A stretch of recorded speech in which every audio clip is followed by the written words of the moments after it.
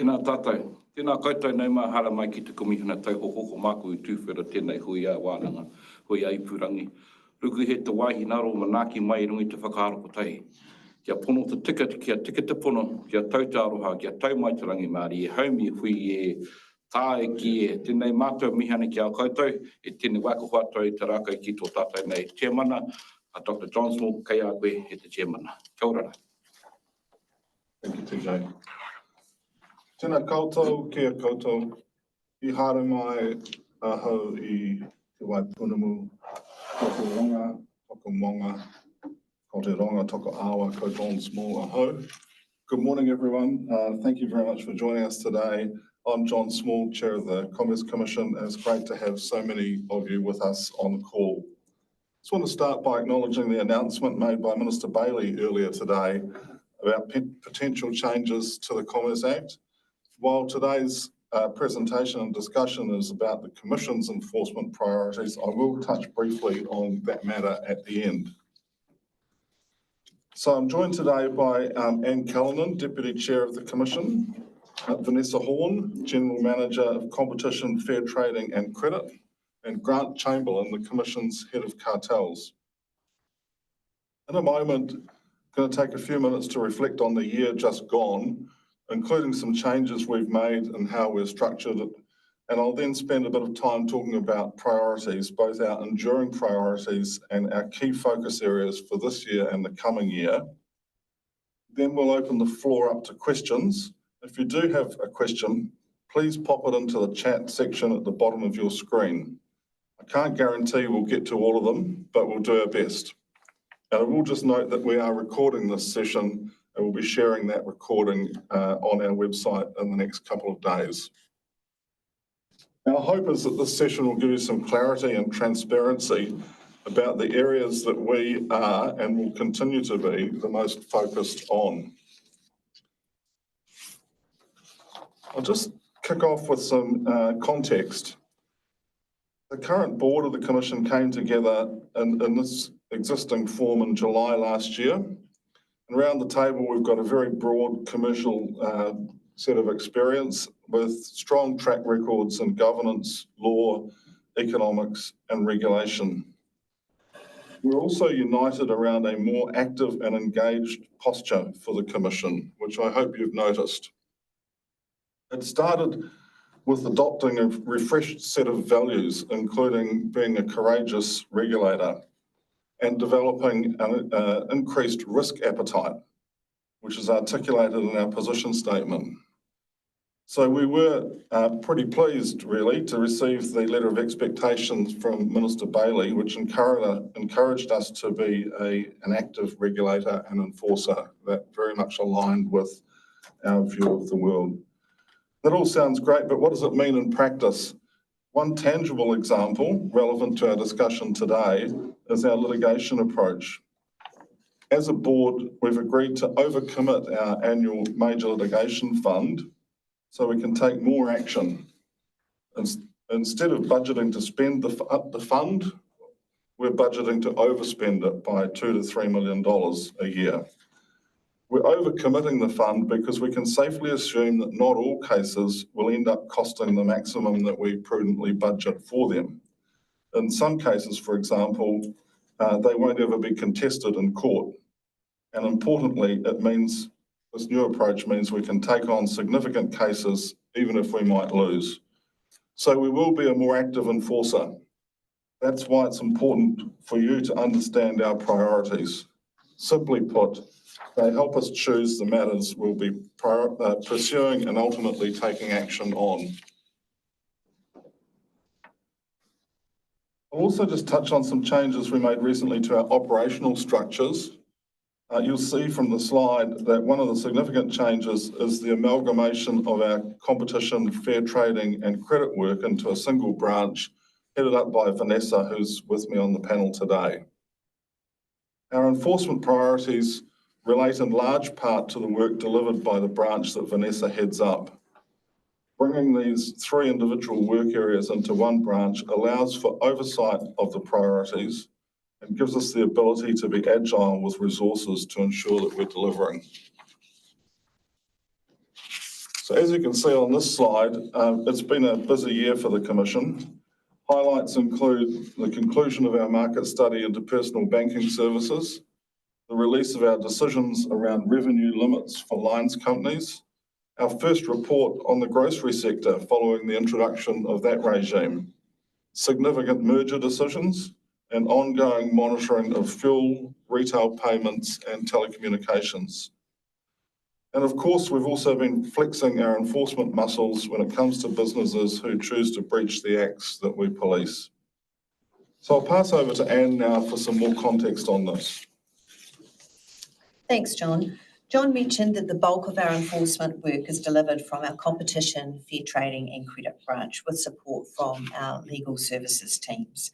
This slide gives you a snapshot of the levels of activity in this area. We have 125 staff and they're currently progressing 146 open investigations.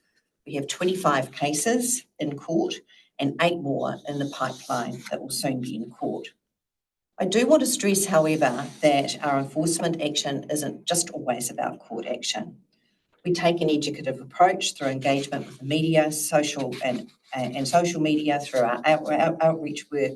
And you can see that in the monthly averages where we've met with a wide variety of stakeholder groups. Just coming to the enforcement priorities, it really starts with our vision. Our vision underpins our priorities, and it's our vision to make New Zealanders better off because markets work well and consumers and businesses are efficient market participants. Core to meeting our responsibilities as New Zealand's Competition and Fair Trading Authority is our enforcement work. And there are 2 kinds of priorities: enduring priorities and specific priorities which are set on an annual basis. The enforcement priorities will guide the type of investigative work that we put first when we're allocating our resources and setting timeframes to deliver. The priorities are where you can expect to see us act. However, I want to stress that our enforcement work is not limited to these priority areas. There will always be other issues that require our attention under the various laws that we enforce. In particular, the specific priority areas for the coming year don't denigrate from the enforcement work that we will be doing in other parts of the Commission outside of fair trading, credit and competition. There's still a range of enforcement work we do each year as part of our infrastructure work and our market regulation functions. When it comes to making the decision about the outcome of a particular investigation, that's where we get down to the line that says enforcement response guidelines. And we will look in a particular case at the extent of the harm, the seriousness of the conduct and the public interest in taking a case. And then we will look at our range of enforcement options, whether that be engagement, a compliance advice letter, warning letter or court action. And you'll have seen that we have a range of responses, and one example came into play yesterday with the announcement of the conclusion of an investigation into Velocity's property valuation platform. This result was a win for consumers, with Velocity working constructively with us to make changes to the platform that removed our competition concerns. Turning now to our enduring priorities. There are just some forms of conduct that are so detrimental to consumer welfare and the competitive process that the Commission dedicates a significant amount of resource to them. There are enduring priorities and they're likely to remain in place for the long haul. I doubt that anyone would be surprised by what is listed here, but I'll give a bit of context. Cartels, well, they're pretty obvious and Grant Chamberlain will talk more about them soon, as will John. Anti-competitive conduct is always on our list, and we will be looking for the appropriate opportunities to test areas of the Commerce Act where judicial guidance would be helpful to develop the law. As an organisation, we always look to work seamlessly across our various functions, and that's why you'll see a priority is actions that support our market regulation, market and economic regulation functions. A good example is of us taking a whole of organisation approach is in our recent work in the grocery sector, which has spanned the specific sector regulation, legislation, fair trading and competition. And it's a case of watch this space. for work we have been doing under the Fair Trading Act in relation to pricing integrity issues in the supermarket sector. Product safety work really deserves a mention. It's an enduring priority area, especially when we see potential harm to young children through non-compliant toys. Across the board, we will look where we can to protect vulnerable consumers as much as possible. We frequently see this as an issue in relation to things like pyramid schemes and breaches of consumer credit laws. Just turning now to our specific priorities. This slide lists those, and you will be publishing a document that sets all this out so you can access this after this presentation. But the specific priorities for the coming year are cartels, specifically relating to procurement of public services and infrastructure contracts. Grant will talk more about that. Non-compete agreements, and we're really interested in where they cross the line into competition breaches, illegal online sales conduct, breaches in the grocery and telecommunications sector, including breaches under their sector-specific codes, motor vehicle finance, and unconscionable conduct, which is an example of a relatively new prohibition under the Fair Trading Act, but one where we're actively seeking to take cases to develop the law. I just want to briefly explain, if we could just stay back with that slide, I just want to briefly explain how we decided on those specific functions, of those specific priorities. Each year, thousands of Kiwis report concerns to our business through our front door. And in the past year, we received over 11,000 concerns. It's simply not possible for us to investigate all of these, but the concerns shared with us by the public and by consumer groups are part of what help us determine our annual enforcement priorities. They help us track common concerns or indeed common businesses. We also consider market intelligence, current events impacting the economy, and emerging investigative trends. By sharing this information with you today, we're aiming to be more transparent about where you can expect to see us take action.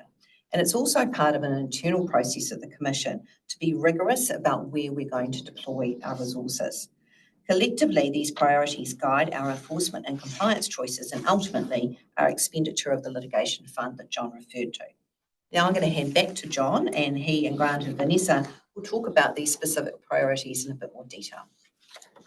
Yeah, thanks, Anne. And we'll start with cartels, and specifically bid rigging cartels where public money is involved. You'll note that this is a focused area that exists both in our enduring and specific priorities. That's because we consider the conduct to be particularly egregious, given its impact on other businesses and on consumers. Its detrimental impact was the reason for criminalisation in 2021. And I'm pleased that our first criminal cartel case is making it through the courts now. As cartel conduct involving public money, particularly where it relates to procurement and infrastructure contracts, is a priority for us, it's probably no surprise that our first criminal case had all of these elements. The next hearing on that matter is later this month, so I won't say a great deal more about the specifics of that case. But I will say that our cartels team here at the Commission, headed up by Grant Chamberlain, who will talk to you in just a moment, is absolutely first rate and regarded so internationally. The nature of our work in this space, and actually the nature of the conduct itself, means that you often don't hear about cartel investigations until they're before the courts. Expect more from us in this space next year. I'll now hand over to Grant to explain some other competition-related priority areas for this year. Thanks, John. So our next enforcement priority area is around non-compete agreements. So where we believe that agreements are unlawfully impacting on competition, we will take action. Now, an example of that was recently we took a case that involved customer allocation through the High Court in Christchurch that related to a 20-year non-compete agreement between industrial cleaning companies. And sometimes people say, well, how do we know whether the cartels are harmful? But in that case, after the cartel had ceased, prices dropped by up to 30% when the agreement broke down. So there's a tangible benefit here for businesses and consumers that actually use those services. And justice Rachel Dunningham said it was a serious breach of the law. Importantly, the penalties were not particularly high. In one of our earlier slides, it referenced, I think it was about $50,000 was obtained as a penalty, but that was because of the circumstances of the companies involved. The court agreed that if it wasn't for their particular circumstances, the penalty would have been up in the region of $750,000 to $1.25 million, and would have been $50,000 to $70,000 penalty for the appropriate director. It is an area that I think non-compete agreements, we say there we're also looking at agreements that are unlawfully impacting competition. And earlier on, there was obviously an important reference to say we're going to be a more active enforcer. I think the other thing to remember there is agreements that are unlawfully impacting competition aren't just necessarily cartels. There's a broader area than that. So it could be agreements that are impacting competition that result in a substantial lessening of competition. And we are being more active in that area. It's in the public domain. Recently, we launched proceedings in respect of rebate agreements against Winston Wallboards. So you're already starting to see us being more active in those areas where we're seeing things that are impacting competition. Vanessa will now talk through some of the other specific priorities. Thanks, Grant. So I'm just going to touch on some of the specific priorities that have deep relevance to lots of the consumers and businesses that we know are on the call today as well. So the first one is illegal online sales conduct. In April last year, Stats New Zealand suggested that online retail spending accounted for about 16% of the total retail spending in New Zealand. By 2028, we're expecting that to be about $9 billion. So the stakes are really high, which is why we want to be taking specific action on consumer and fair trading issues in this digital space. A couple of more recent cases for us in this area. We recently issued a warning to Dick Smith for sneaking subscriptions into shopping carts. In that particular case, online shoppers were automatically signed up for $149 to a membership subscription. They actually had to spot on their screens a pre-select tick box to opt out. Otherwise, it's automatically added to their credit card. Many consumers only noticed that when they checked their credit card statements and then had to go through to try to work out how to actually avoid the online subscription into the future as well. Dick Smith changed their practices once we got in contact with them, and they have now made that subscription a very clear opt-in for consumers. Of course, they're not the only online retailer that's fallen foul of the Fair Trading Act this year. In May, the High Court ordered global ticket reseller Viagogo to correct the misleading information on its website and to update the terms and conditions in the contracts that they had with Kiwi consumers. The most important thing that we got from the High Court was a requirement for Viagogo to update the terms and conditions to allow New Zealand consumers to use New Zealand dispute resolution if they had any problems with Viagogo. Until then, Kiwis were expected by Viagogo to go to Switzerland if they had a dispute with that company. Given the projections around the digital economy, it's likely to be a growth area for us in relation to investigations and enforcement for the next few years. Online selling by these international companies like Viagogo adds another complexity to our enforcement work though. I also want to touch on unconscionable conduct that Anne mentioned as well as one of our more specific priorities. The bar for unconscionable conduct is really high. It's conduct that is of a type that should really occur. Conduct that obviously departs from what is expected to be acting in good conscience. The lawyers on the call will know this is a relatively new prohibition that came into effect here in New Zealand in 2022, alongside a number of other changes to the Fair Trading Act. At the moment, it's untested in New Zealand through our court system. That's not going to be forever, and we are hoping that we will be taking our first cases through the courts in the second half of next year. Of course, our counterpart, the ACCC in Australia, has had this prohibition for quite a long period of time, and they've taken action against a large number of businesses, often where vulnerable consumers have been misled. Most recently, the ACCC have filed against Australia's second largest telecommunication company, Optus, alleging that Optus had sold goods to consumers, vulnerable consumers who didn't want or need those services. There's an obvious link for us between our unconscionability priority and our enduring priority towards vulnerable consumers as well. The other priority area I wanted to touch on, breaches in the telecommunications sector. So again, this is an area where we have a sector regulator within the Commission as well. So as an organisation, an essential service like telecommunications is something that we look at across our enforcement and investigations toolkit. Telecommunications networks are critical to social and economic life in New Zealand for both businesses and consumers. So where we see misleading or deceptive marketing, sales or billing practices, we will take action. Simply put, telecommunications companies should be really wary of using absolute claims like unlimited or free roaming when that doesn't represent what's actually being offered. And they should ensure transparency around those billing and sale practices too. So last month, we filed criminal charges against One New Zealand, alleging that its campaign promoting 100% mobile coverage, launching 2024, breached the Fair Trading Act. We're all for new technologies, but it's really important that the limitations are clearly explained to consumers and businesses.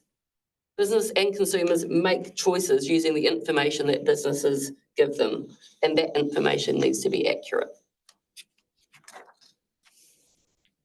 The last priority area I want to touch on is motor vehicle finance. For many Kiwis, buying a car is one of the biggest financial commitments other than buying a house that they may make. And unfortunately, this is an area we've been forced to act too many times. That's why motor vehicle finance, and more specifically, lenders who fail to meet their obligations under the CCCFA, are one of our 7 enforcement priorities. And we'll also have a particular focus on cases where there are vulnerable consumers involved. The Commission currently has 3 cases before the courts where we are alleging that car finance lenders failed to meet their CCCFA obligations. The latest relates to El Cheapo Cars, a Wellington-based motor vehicle dealer, trader and finance lender, and we're expecting a court judgment in the next few days in relation to that investigation and case. I'll pass back to Anne for a few final thoughts before we hand over for questions and answers. It would be great for the Q&A if people could identify their names as well. It makes it a little bit easier for us to triage questions. Anne. Thanks, Vanessa. Look, I thought it might be helpful before John gives some concluding remarks to helicopter up a bit and indicate some common themes that we see right across our investigation and enforcement portfolio. It's fair to say we do see some common features in the cases that we investigate, and some of the common features are highlighted there. The first one relates to where services are delivered by outsourced providers. For example, customer service or sales and marketing are provided by a third-party provider. We really want to emphasise that it is your responsibility to ensure that that outsourced provider gets their script right, doesn't missell products, and that it is the responsibility of the person selling the goods to get that right, even if you've outsourced that function. The second theme is vulnerable consumers. You've heard us talk about that a lot, but it's really important where you are dealing with consumers who may be vulnerable, that the people who are interfacing with them understand their obligations, for example, under the CCCFA, and meet those obligations. The third theme I want to shout out is investment in compliance processes. Sometimes we see smaller companies ramp up and their investment in compliance and training doesn't quite meet their growth.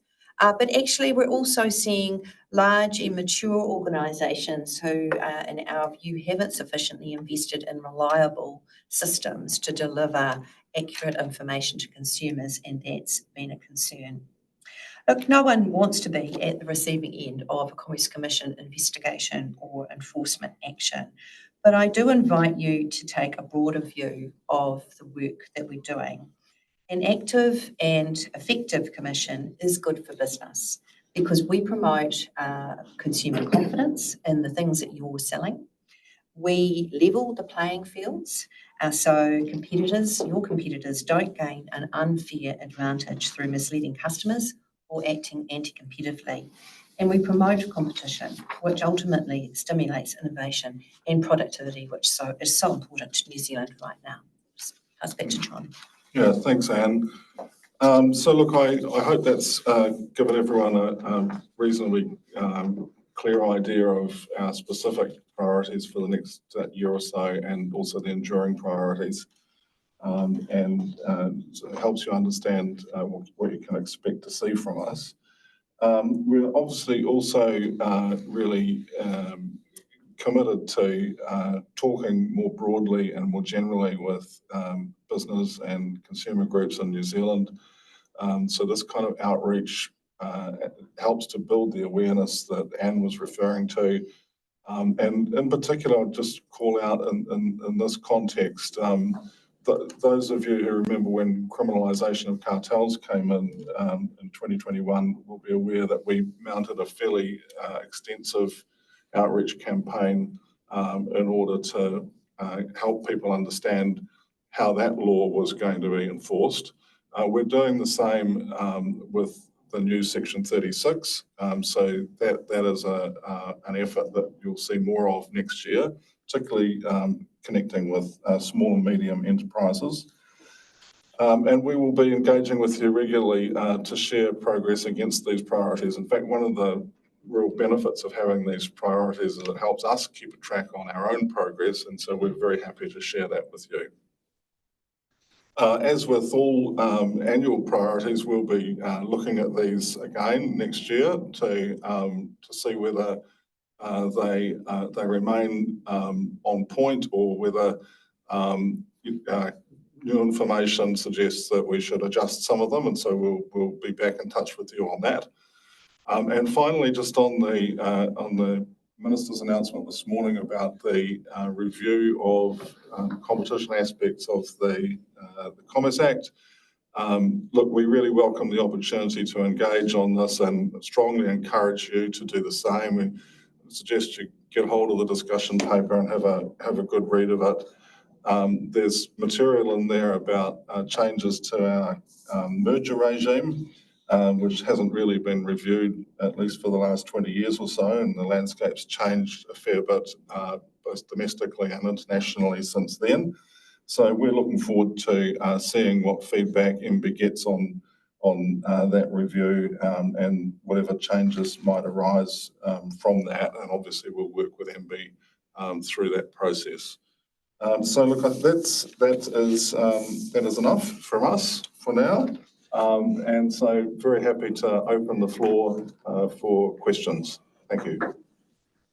Great, thanks, John. So I'm going to help send the questions to the right person on the panel, hopefully, but knowing us, we will all jump in and add our own thoughts to the questions along the way as well. So, and thanks to those who have asked some questions and have gone back and put their names. It just makes us feel a little bit more active engagement if we know who we're talking to on the other end of Zoom today. So Mark Williamson has asked, what's the weight given by the Commission to self-reporting when considering enforcement? So I don't know if John or Anne. Answer that. Look, I think obviously, thanks for the question, Mark. It's a really good one. I mean, it's a really significant factor. If someone does self-report a breach of the Act, it certainly can influence the enforcement decision. It doesn't always mean that there won't be an enforcement decision to take court action, but it is, I would say, very beneficial.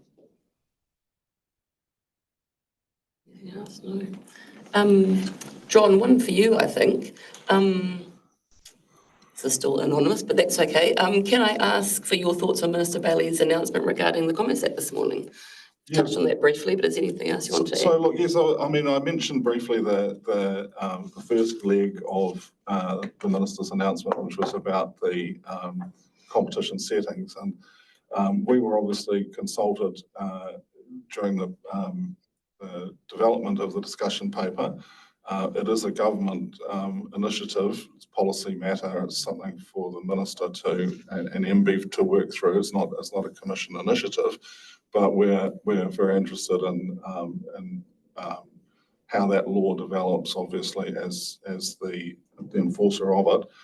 The other leg to the minister's announcement today was a review of the commission's governance arrangements, which is going to be led by Dame Paula Rebstock, who many of you will remember as a previous chair of the commission.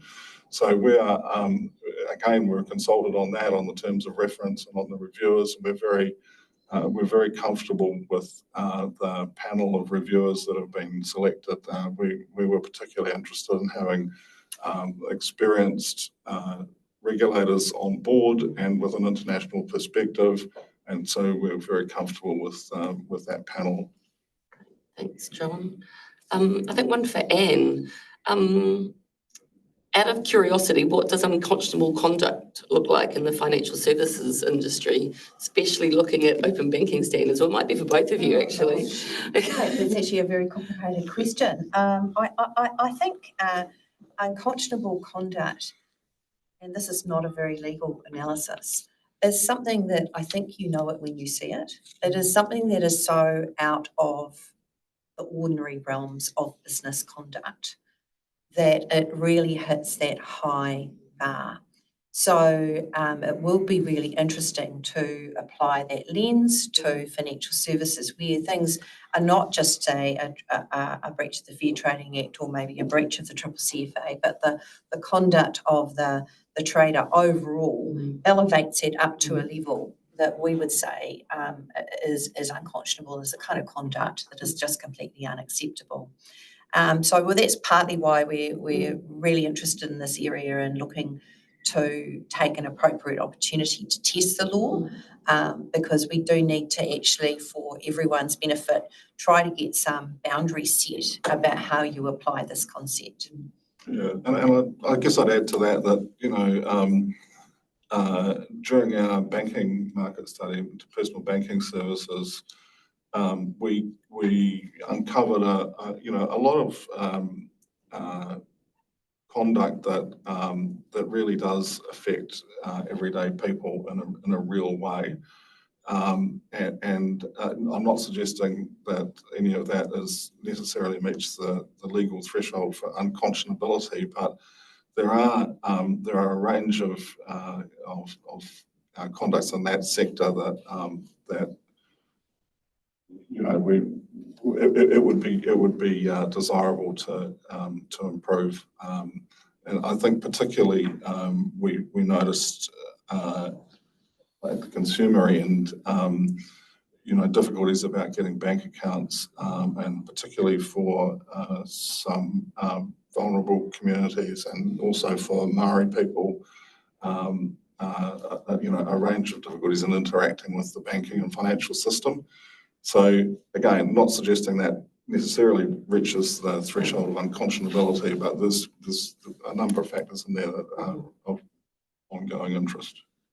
And if anybody on the call has got some specific examples of what you think meets that high threshold, please send them through. Our frontline inquiries team are always looking for extra things to put through into our priority areas as well. I think, Grant, one for you from Canoe. What's the Commission's approach to personal enforcement versus corporate enforcement when we're thinking about litigation? I think it's probably the best way of thinking about it is when we are looking at personal liability, and I'm going to particularly look at Commerce Act and with a cartels lens, we very much look at individuals as to whether they're in a position whether they were directed to do something or whether they're the person that actually directed, and also whether they are in a senior position to know that they should not have allowed it to happen. it's quite important with individual liability. For example, we're taking against 2 individuals in the criminal cartel case. The key thing, I think, for corporates to think about, particularly around individual liability, is should they have known what was going on in their business, and if they were, should they have stopped it? And often we think about that from an enforcement perspective when we're writing reports, and not just in cartels, but in other competition cases. And I think it's the same for fair trading and credit. It's not just necessarily whether you had the pen or sent the email, but were you aware of it, or should you have been aware of it? I think that touches on compliance and those sort of things. Being able to understand what's going on in your business is absolutely critical when it comes to individual enforcement. Probably one for John, actually, given it's about open banking. Does the Commerce Commission anticipate continuing to engage actively in the banking sector, especially as the open banking ecosystem introduces rapid changes and developments? And that's Jason Danner from Usable Balance has asked that question. Yeah, thanks, Jason. Certainly we do. It's a big part actually of our, we call it our aftercare on the banking market study, is to, and we made a commitment to the industry and also to our minister that we were going to stick with this. And the reason really is that we're at a very critical juncture in the development of open banking and open finance and open payments and all of that stuff in New Zealand. There is, you'll be aware that momentum hasn't always been maintained in progress towards these new business models and allowing, sort of opportunities for entrepreneurs to develop products that consumers really love. And that they need access to traditional banking information in order to deploy those models. So, but there's a consumer product and data bill working its way through the legislative system, and that is intended to be the ultimate governing arrangement for these things. But it's really important that the industry doesn't take its foot off the pedal between now and when that act comes in. And so that's what we're really trying to help with. And we're working pretty actively in that space at the moment. And we expect that to continue at least for the next 12 to 18 months. And then in order to set it up essentially for that enduring regime, to set it up on a good footing. After that, we may not have such a great role in it, but we think it's really important to get it to that sort of that point. Cool, thanks, John. I think for Anne actually from Gary, who's from Newtown Budget Managers. I think that's his organisation. His question is, many lenders don't seem to do affordability and suitability assessments. Lots of repeat offenders, and he said they've taken numerous cases through the dispute resolution service with positive outcomes. His concern is that the penalties are too light, and they don't often see changes in some lenders' behaviours. His question is, why are repeat offender lenders not receiving larger fines through the court system? And any comments on whether we think larger fines will generate behaviour change as well? Oh, look, thanks for that question. And I think we sometimes share your frustration with that. All I can say is that we certainly are, we are certainly advocating for meaningful penalties and fines. They've got to be meaningful. They've got to actually be sufficient to deter not only the individual who's, we're taking to court, but others in the industry. And that is something, if you looked at if you looked at the trajectory over time of where we're getting to, I think we are getting to increased fines and penalties.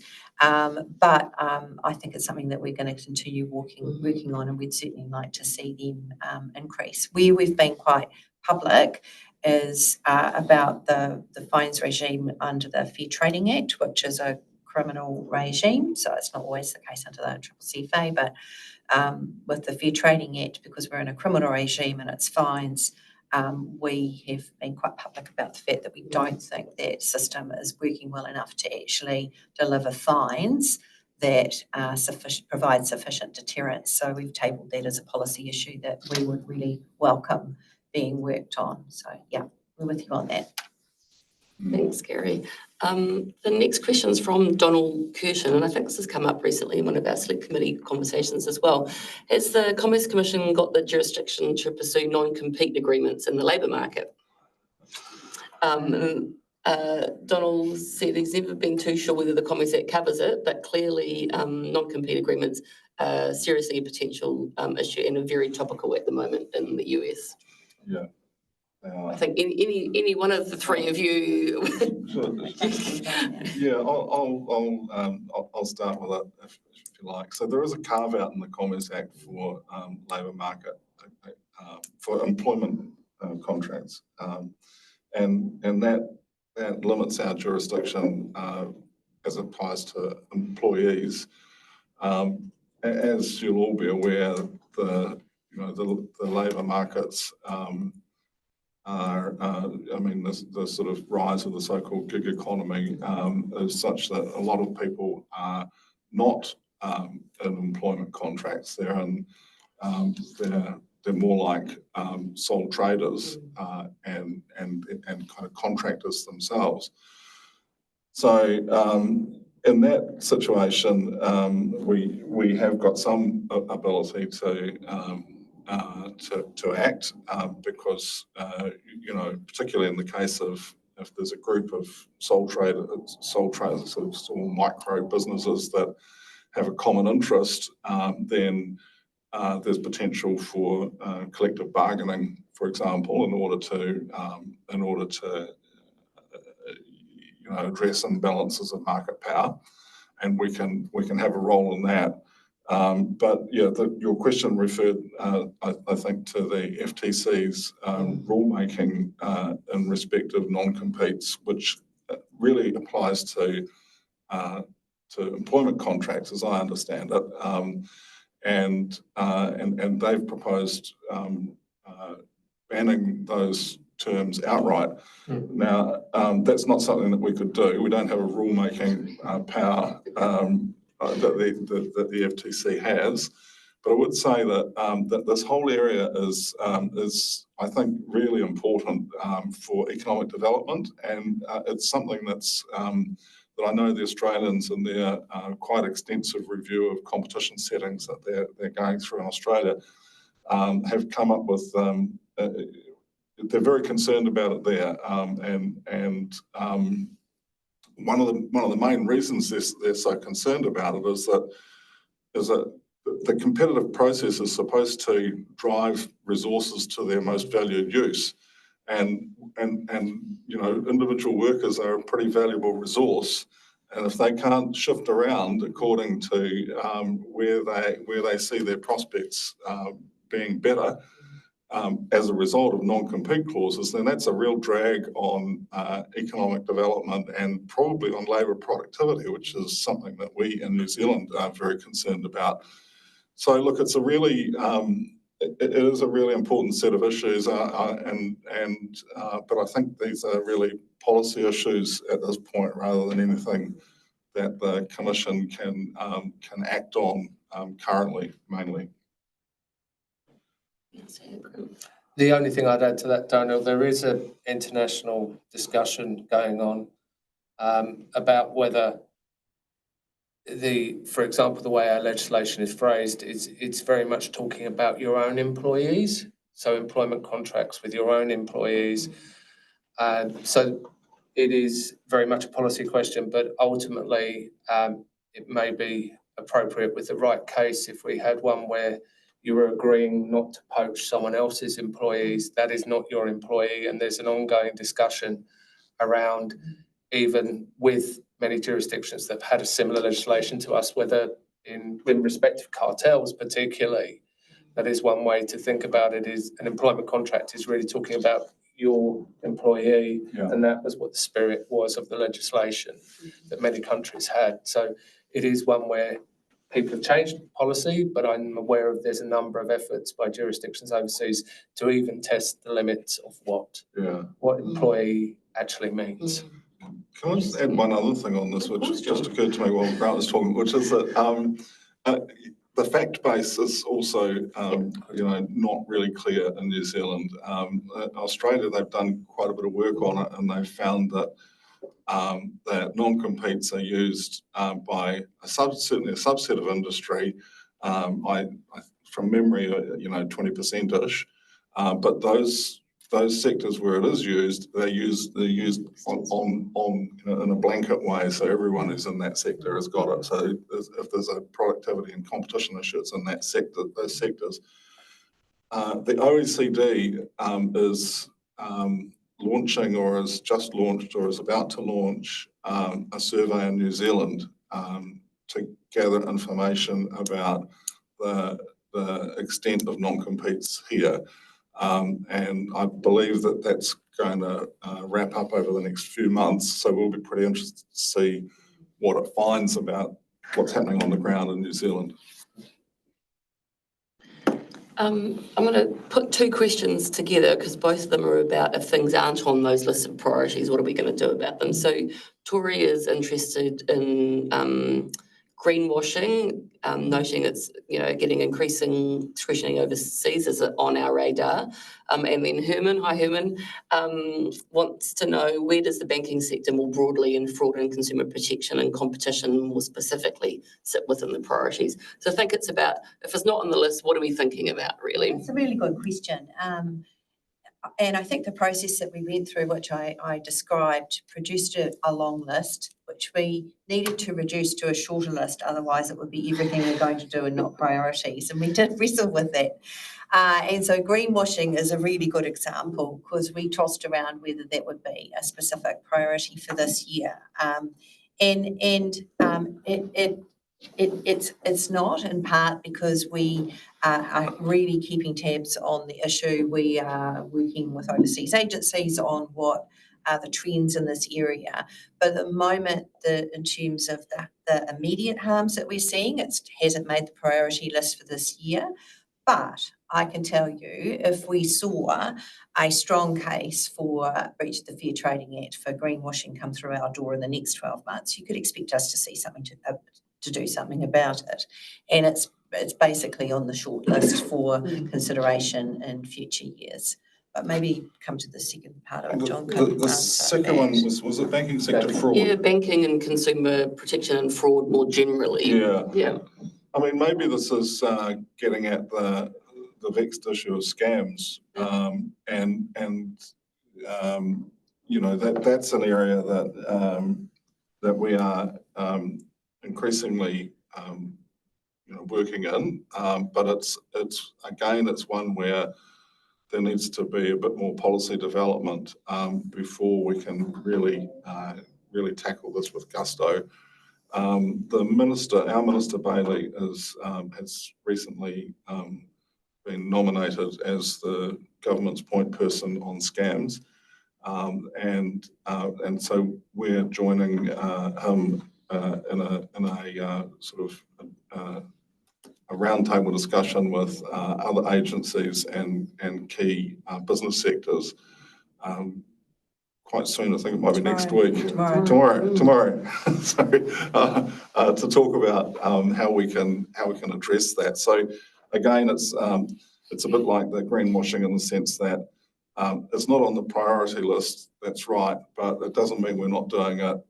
We are, and watch the space, I think, on that area. Question from Tim Bain. Apart from unconscionability principles, are there other areas of the law that the Commission is specifically looking at testing? We've only got 8 minutes to go. We could probably fill 8 minutes talking about the test cases that we'd like to be taking, but who wants to start? Well, Yeah. yeah. Well, see, we all want to answer. we, What's on your wish list? well, I mean, I did mention in the earlier comments about the new Section 36, which is the new market power provision, and what we're doing about that. So a little bit like Anne's comment on greenwashing, you know, if we were to perceive a really good Section 36 case, we would enthusiastically take that. Can I just help on that, John? I think it's important though, a lot of people, I do a lot of outreach and they're like, surely there's the 36 cases sitting there already. There is a lag once new legislation comes in to find the right case that's about the new legislation. We faced it with criminal cartels. Everyone was very aware we had lots of leniency applications, lots of cartel investigations, but they related to conduct that was predominantly before the legislation. I think that we're just starting to come out of sort of that period post the 36, where if you're seeing conduct, there's enough of it post the legislation that it may be appropriate to look at that. So I just want to context that because I think it's important for people to assume you must be able to do it the day after the new legislation comes in.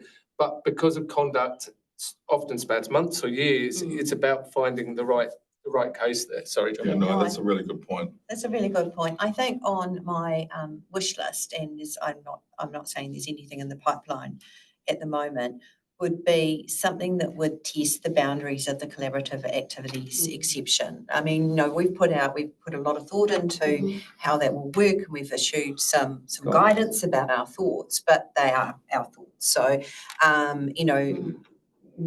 that would be a really interesting one to test, but I'm not suggesting that we've got something in the pipeline that would take that, up for judicial consideration. But I think everyone would benefit from some judicial guidance on that in due course if there is an appropriate case.